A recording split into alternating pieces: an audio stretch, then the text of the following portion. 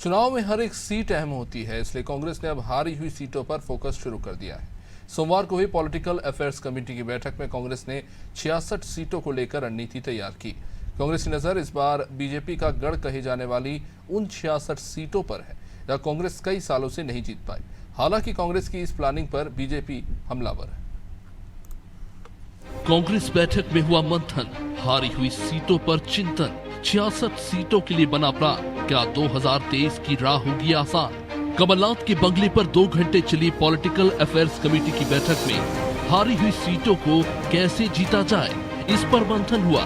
खासकर उन 66 सीटों पर कांग्रेस का विशेष फोकस रहा जहां कांग्रेस कई चुनावों में हारती रही है, या यूं कहें कि ये वो सीटें हैं जहां पर कांग्रेस को पिछले 25 सालों से सफलता नहीं मिली। इन्हीं सीटों पर जीत के लिए कांग्रेस ने रणनीति तैयार की है।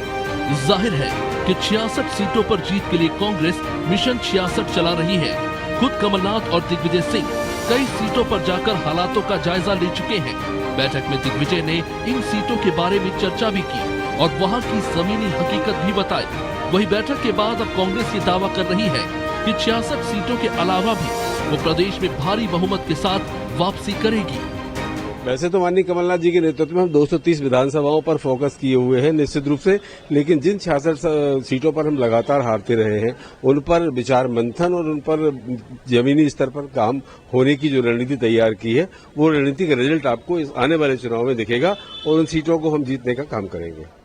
जिन 66 सीटों पर कांग्रेस की नजर है उनमें दतिया, बुधनी और गुना जैसी हाई प्रोफाइल सीटें हैं जो बीजेपी का गढ़ मानी जाती हैं। यानी साफ है कि कांग्रेस बीजेपी के गढ़ में सेंध लगाने की तैयारी कर रही है। हालांकि कांग्रेस के मिशन 66 पर बीजेपी भी नजर बनाए हुए है और बीजेपी उसके मिशन पर तंज कस रही है। देखिए, कांग्रेस पार्टी जहां लगातार हार रही है वो तो ठीक है, उनको विमर्श करना चाहिए, पर जन सीटों पर अभी वो उनके विधायक हैं और वहां हारेंगे, उसकी क्या बातचीत। तो कांग्रेस पार्टी को जरूर इस बात का अधिकार है कि वो क्या नीति बनाए, क्या विश्लेषण करें, क्या प्रक्रिया अपनाए। पर मध्य प्रदेश में भारतीय जनता पार्टी की शिवराज जी के नेतृत्व में विकास की सरकार है।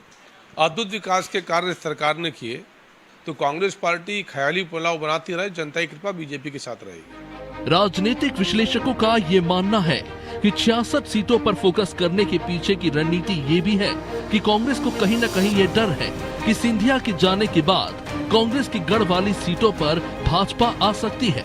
ऐसे में वो उन सीटों की भरपाई इन 66 सीटों के जरिए करने की कोशिश कर रही है।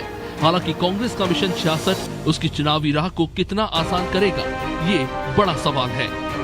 ब्यूरो रिपोर्ट, अनादि टीवी।